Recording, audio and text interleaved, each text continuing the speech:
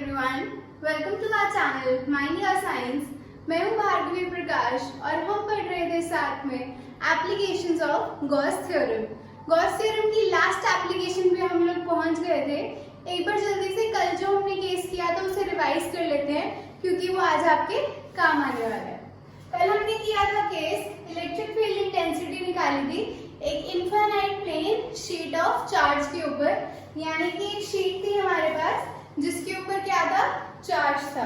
मैंने कल आपको बताया था कि ये शीट ऐसे पड़ी हुई है, बट क्योंकि हम बोर्ड पे या आपकी नोटबुक में 3D को रिप्रेजेंट नहीं कर सकते हैं, इसलिए हम इसे इस तरह से बना लेते हैं। तो ये थी हमारी शीट ऑफ चार्ज और इसके लिए हमने क्या फाइंड आउट किया था, electric field intensity find out की थी। कैसे की थी, हमने गॉसियन सरफेस क्रिएट किया था, सिलेंडर जो हमने माना था, और उससे फाइनली हमारे पास आंसर निकल कर आया था सिग्मा अपॉन 2 एप्सिलॉन नॉट। तो ये जो आज का हमारा कंसेप्ट जो हमने कल किया था, ये जो हमारा रिजल्ट है इसे याद रख लो, ये हमारी आज की डेरिवेशन में काम आएगा।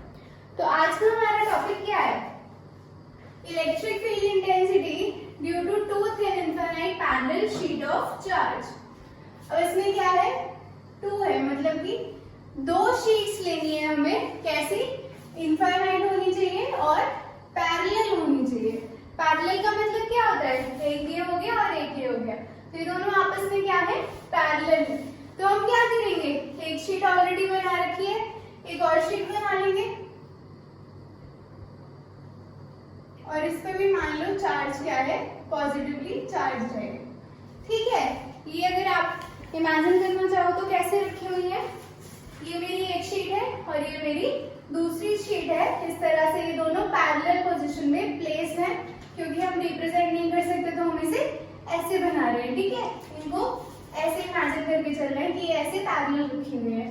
ठीक है, क्लियर है। अब क्या दिया हुआ है हमें, शीट है, इन पे क्या है, चार्ज भी है। चार्ज है शीट पे तो क्या होगा, सरफेस चार्ज डेंसिटी होगी, सरफेस चार्ज डेंसिटी। कल ऑलरेडी एक्सप्लेन कर चुकी हूं मैं, काफी बार कर चुकी हूं वैसे तो। सिग्मा से डिनोट करते हैं, क्या वैल्यू होती है इसकी, Q अपॉन A होती है। तो इसमें क्या है, इसमें कुछ अलग चार्ज है और इसमें कुछ अलग चार्ज है, तो क्या होगा, सरफेस चार्ज डेंसिटी भी अलग अलग होगी। मान लो इस शीट की सरफेस चार्ज डेंसिटी सिग्मा 1 है और इसकी क्या है, सिग्मा 2 है। लिखना चाहो लिख सकते हो, सिग्मा 1 क्या है, surface charge density for sheet 1 और सिग्मा 2 क्या है, surface charge density for sheet 2। ठीक है, मैंने मान लिया इस शीट की क्या है, सिग्मा 1 और इस शीट की क्या है, सिग्मा 2 है। ये दोनों शीट्स अलग अलग हैं, इस वजह से क्या है, सरफेस चार्ज डेंसिटी भी हमने अलग अलग मान ली है। अब अगर आप देखो, अगर मैं सिंगल शीट के लिए निकालूं, कल हमने निकाला था इसके लिए, ऐसे ये पड़ी हुई थी, फिर हमने इसमें से क्या किया था, गॉसियन सरफेस निकाली थी और क्या बनाया था, सिलेंडर बनाया था। तो उस प्रिंसिपल के हिसाब से इसके लिए इलेक्ट्रिक फील्ड इंटेंसिटी कितनी आनी चाहिए, इलेक्ट्रिक फील्ड इंटेंसिटी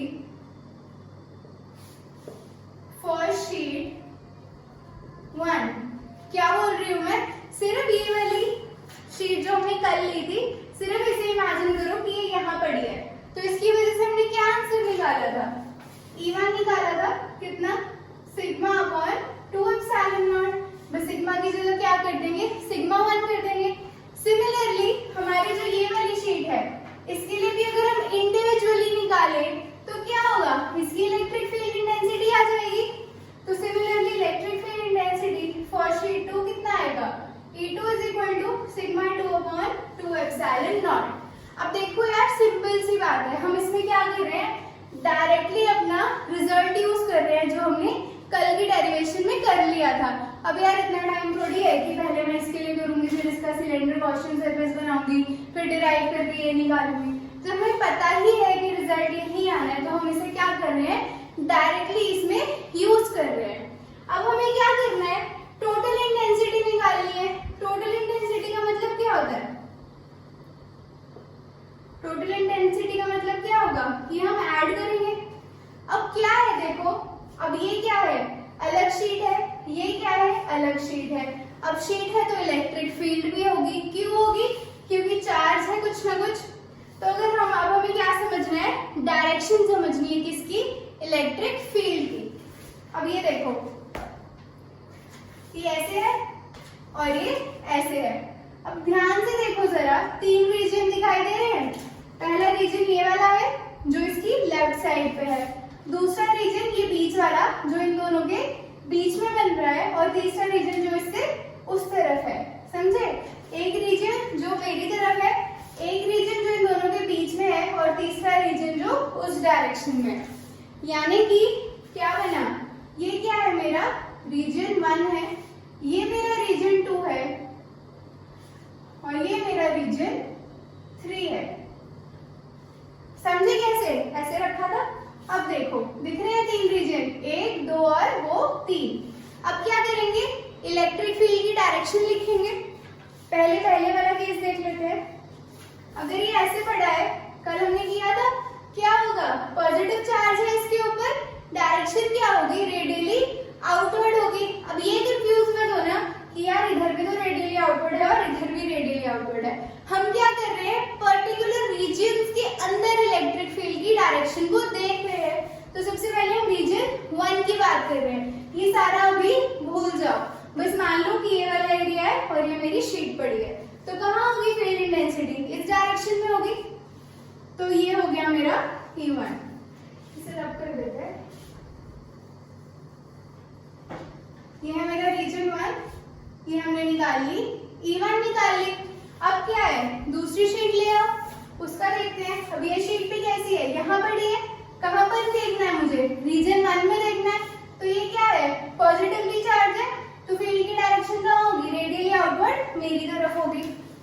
कैसे होगी, ये वाली शीट थी, ठीक है, कहाँ देखना है हमें, रीजन 1 में देखना है। अब ये सारी इस शीट को भूल जाओ, ये शीट मैं हटा चुकी हूँ यहाँ से, ठीक है। तो इस शीट की वजह से रीजन 1 में फील्ड कहाँ लगेगी, उस तरफ लगेगी, यानी कि E2 भी इधर ही होगा। समझ आ रहा है क्या कर रहे हैं? पहले मैंने क्या रखा, शीट 1 रखी।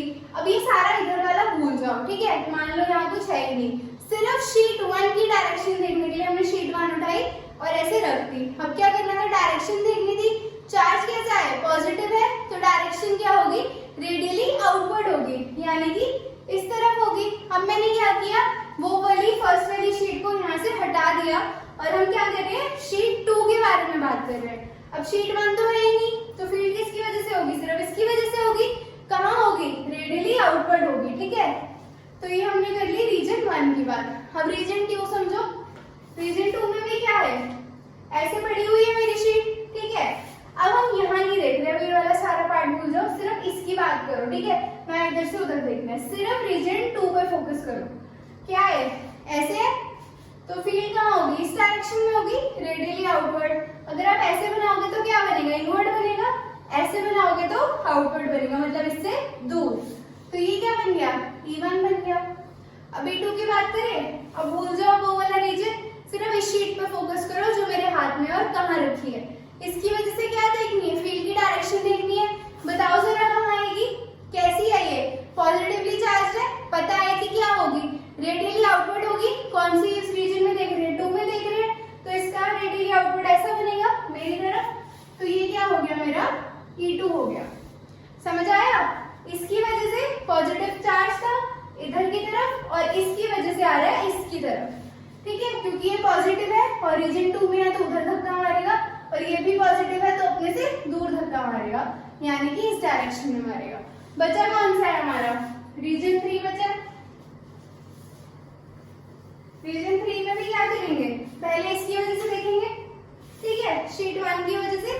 शीट 1 क्या है, फिर से पॉजिटिवली चार्ज है, अपने से दूर हो बनाएगी अपनी फील्ड, यानी कि E1 कहाँ होगा, इस डायरेक्शन में होगा। कैसे आया, पॉजिटिवली चार्ज था, इस तरफ तो हो नहीं सकता क्योंकि ये क्या है, रेडियली इनवर्ड है। मैं क्या कह रही हूँ, आउटवर्ड होती है फील्ड तो उस तरफ जाएगी, ये मैंने बना दिया E1। सिमिलरली अब उधर वाला सब भूल जाओ, सिर्फ रीजन 3 देखो और मेरी शीट देखो। शीट ऐसे पड़ी है, साइन क्या है, पॉजिटिव, कहाँ होगी फील्ड, आउटवर्ड होगी, यानी कि इस डायरेक्शन में होगी। क्लियर हो गई तीनों डायरेक्शंस? एक बार जल्दी से रिवाइज कर लेते हैं। क्या था, ये पॉजिटिव था, पॉजिटिव क्या करेगा, अपनी तरफ तो नहीं अब ये सारा भूल जाओ। इस शीट को देखो, ये भी क्या है, पॉजिटिव है, तो इसकी वजह से भी रीजन 1 में उस तरफ लगेगी। अब इसकी वजह से रीजन 2 में इससे दूर और इसकी वजह से इससे दूर, ठीक है। और लास्ट में क्या होगा, इसकी वजह से भी इससे दूर लगेगी और इसकी वजह से भी इससे दूर लगेगी। अब हमें क्या करना है, फील्ड इंटेंसिटीज कैलकुलेट कर लेते हैं। पहले रीजन 1 की निकाल लेते हैं, ठीक है। अब इसमें ना साइन कन्वेंशन है यार, जैसे हम पढ़ते हैं ना नंबर लाइन सिस्टम, ये आपका 0 होता है, ये 1 होता है, ये 2 होता है, इधर क्या होता है -1 -2 और -3 होता है। तो क्या होता है, जो लेफ्ट साइड होती है उसमें क्या होता है, नेगेटिव साइन लेते हैं, और जो राइट की तरफ होता है उसमें क्या लेते हैं, पॉजिटिव साइन लेते हैं, ठीक है। इस बात को याद रखना है कि जो लेफ्ट में है वो क्या है, नेगेटिव है, जो राइट में है वो क्या है, पॉजिटिव है। लेफ्ट नेगेटिव राइट पॉजिटिव, ठीक है, याद रखना है, लेफ्ट नेगेटिव राइट पॉजिटिव। तो क्या करेंगे, रीजन 1 के लिए ई नेट कैलकुलेट करेंगे, E1 लिख दो इसको। ये कहाँ है, लेफ्ट में है, लेफ्ट में क्या लेना है, नेगेटिव साइन लेना है, तो क्या आएगा -E1।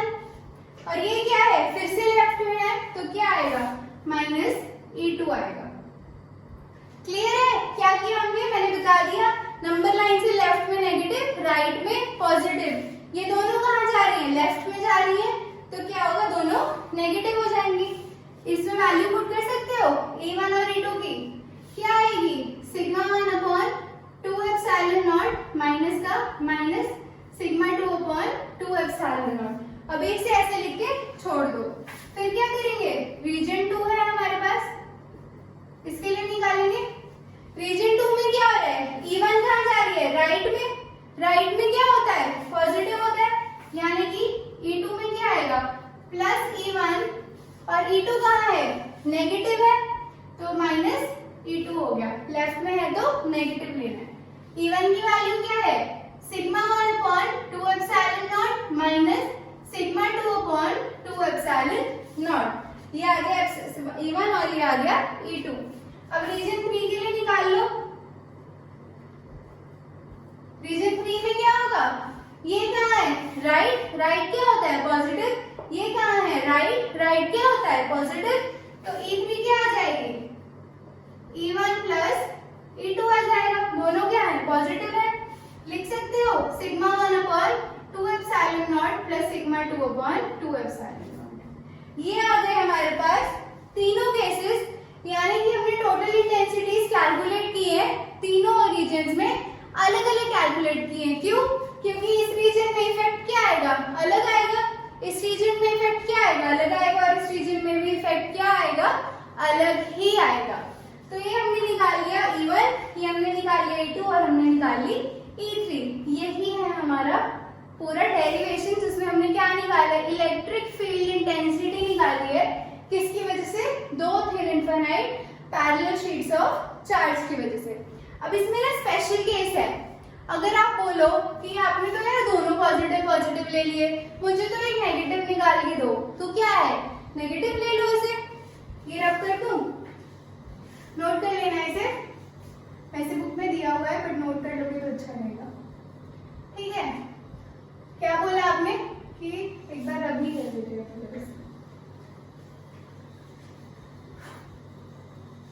एक बार खुद ट्राई करो निकालने की, क्या डिफरेंस आएगा, मतलब क्या अलग हो जाएगा अगर मैं एक शीट को क्या ले लूं, पॉजिटिव ले लूं, और एक शीट को मैं क्या ले लूं, नेगेटिव ले लूं, क्या बदल जाएगा, सोचो थोड़ा सा। हमने एक टर्म पढ़ी है सरफेस चार्ज डेंसिटी, वहीं से शुरू किया था, वही ले लेते हैं। इसकी क्या हो जाएगी, σ1 पॉजिटिव होगी, इसकी उतनी ही क्या हो जाएगी, σ2 होगी, लेकिन नेगेटिव में होगी। क्यों, क्योंकि चार्ज कैसा है, नेगेटिव है। अब मान लो चार्ज की जो वो थी यूनिट्स थी, मतलब जो उसकी वैल्यू थी वो सेम थी और एरिया भी दोनों का सेम है, तो मैंने मान लिया दोनों है तो सिग्मा सिग्मा, लेकिन साइन क्या है, अलग अलग, तो मान लिया ये प्लस सिग्मा है और ये माइनस सिग्मा है। रीजन 1 में देखो क्या बनेगा, रीजन 1 ये वाला है, ये 2 है और ये 3 है, ठीक है। रीजन 1 के लिए हम एक्सप्रेशन ऑलरेडी निकाल चुके हैं, क्या है, E1 is equal to minus σ1/2ε0 minus sigma 2/2 epsilon naught. इसमें से 1/2 एप्सिलॉन नॉट कॉमन आ रहा है, 1/2 एप्सिलॉन नॉट कॉमन आ रहा है, माइनस भी बाहर निकाल दो। ये क्या हो जाएगा, सिग्मा 1 प्लस सिग्मा 2, यही बनेगा। माइनस मैंने क्या कर दिया, कॉमन निकाल दिया, तो मल्टीप्लाई करोगे तो माइनस सिग्मा 1 और माइनस सिग्मा 2 ही आने वाला है। तो इसमें वैल्यू पुट करो जरा। सिग्मा 1 को क्या पुट करना है, सिग्मा पुट करना है -1/2 एप्सिलॉन नॉट, ये -1 है, ठीक है। सिग्मा 1 क्या बोला मैंने, प्लस सिग्मा है, और सिग्मा 2 में क्या बोल रही हूँ, माइनस सिग्मा है। प्लस सिग्मा माइनस सिग्मा कितना हो जाएगा, 0, यानी कि 0 फील्ड आएगी इस रीजन में अगर एक पॉजिटिव है और एक दूसरे वाला नेगेटिव है। अब रीजन 2 में देखो, E2 निकालेंगे, E2 कितना निकाला हुआ है, इसमें से कॉमन ले रही हूं मैं, 1/2 एप्सिलॉन नॉट कॉमन आ रहा है, क्या बचा, सिग्मा 1 माइनस सिग्मा 2 बचा, 1/2 एप्सिलॉन नॉट।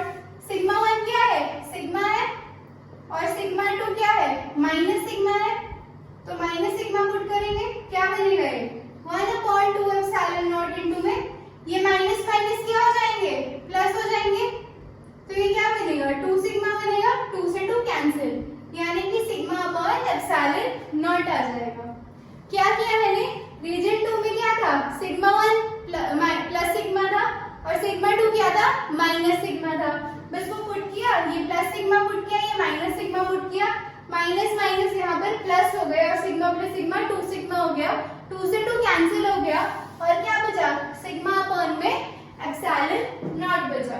तो क्या हुआ, फर्स्ट रीजन में तो 0 आ गई थी, सेकंड रीजन में सिग्मा अपॉन एप्सिलॉन नॉट आ गया, बचा क्या, रीजन 3, ठीक है। रीजन 3 में क्या निकालेंगे, E3 निकालेंगे, 1/2 एप्सिलॉन नॉट फिर से कॉमन आ रहा है, क्या है, सिग्मा 1 प्लस सिग्मा 2 है, 1/2 एप्सिलॉन नॉट है, सिग्मा 1 कितना है, सिग्मा है, सिग्मा 2 कितना है, माइनस सिग्मा है, प्लस सिग्मा माइनस सिग्मा 0 होगा, 0 मल्टीप्लाइड बाय एनीथिंग इज 0। क्या पता लगा हमें इससे, इस रीजन में भी कितनी आ रही है, 0 आ रही है, इस रीजन में भी कितनी आ रही है, 0 आ रही है, और इस रीजन में कितनी आ रही है, सिग्मा अपॉन एप्सिलॉन नॉट आ रही है।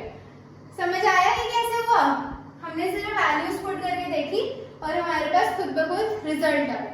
अब अगर आप सोच रहे हो यार इतना बड़ा लंबा चौड़ा काम किया क्यों, इससे निकल कर क्या आया, निकल कर क्या आया वो देखो, कहीं पे आर दिखाई दे रहा है, आर क्या था, सेपरेशन डिस्टेंस बोलते हैं हम इसको।